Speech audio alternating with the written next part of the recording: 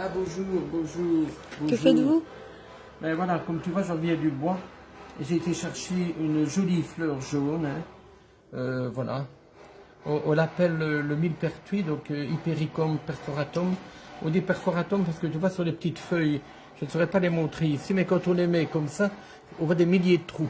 Donc c'est pour ça. Ça, on reconnaît que c'est la bonne variété, que c'est le bon. De toute façon, moi j'ai été la chercher dans un lieu sauvage, donc C'est sûr que c'est elle. mieux que ça, tu ne saurais pas trouver. Donc, c'est une plante solaire, on ne la trouve qu'au soleil, on ne la trouvera jamais à l'ombre. Donc, c'est une plante qui va amener du soleil dans l'âme. Durant au Moyen-Âge, je vous disais que c'était la plante chasse diable. Elle chassait la sorcellerie, tout ce qui était envoûtement, tout ça. Donc c'était. Mais maintenant, on a vu, la science moderne a vu qu'elle était antidépressive. Donc elle va faire du bien pour notre morale quand on a des chutes de morale.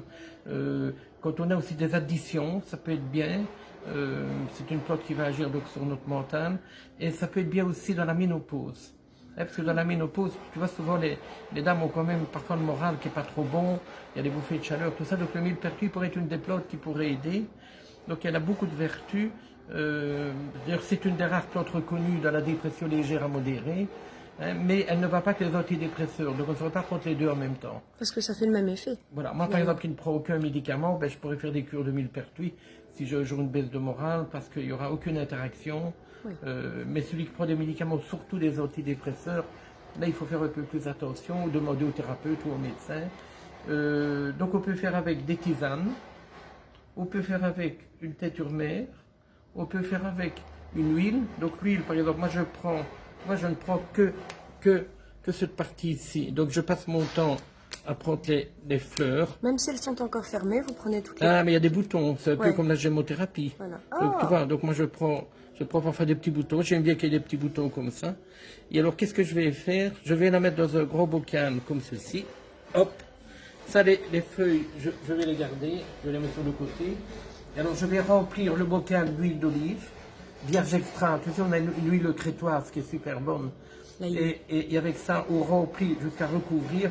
Et je vais laisser ça 2 mois au soleil. Mais je le mets dans un seau quand même pour protéger des rayonnements. Et c'est une huile qui va devenir très rouge. Et qui va servir comme antalgique, comme antidouleur. Elle peut servir de support aux huiles essentielles antidouleurs comme la gaultérie. et ça, c'est en externe. On applique l'huile en Voilà, externe. en externe, on peut faire ça.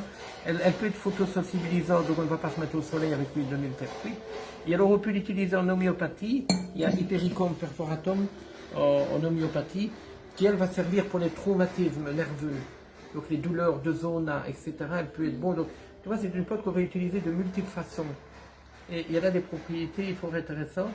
C'est pour ça que je rappelle qu'on donne des cours de naturopathie chaque mois, parce que le but c'est de prendre en charge sa santé. Et donc il faut aller voir des homéopathes, il y a des très bons homéopathes, il y a des très bons cardiologues. Donc, moi j'en vois souvent chez des cardiologues quand je doute. Hein. Mais voilà, le but c'est d'apprendre à se prendre en charge sa santé le plus possible. Et voilà une petite vidéo qui peut vous aider. Allez chercher le millepertuis, allez voir dans la nature. Regardez la feuille, on voit qu'elle est percée de petits trous, donc on ne saurait pas se tromper. Et alors faites votre petite préparation, faites vos tisanes, faites-les sécher, vous l'aurez pour toute l'année. Voilà, donc c'était un petit retour du bois. Et voilà, je vais continuer mes petites préparations. Bonne journée à tout le monde. Et voilà, à une autre vidéo, découverte de la merveilleuse nature. Merci beaucoup, Daniel. À bientôt. À bientôt. Au revoir. Au revoir. Au revoir.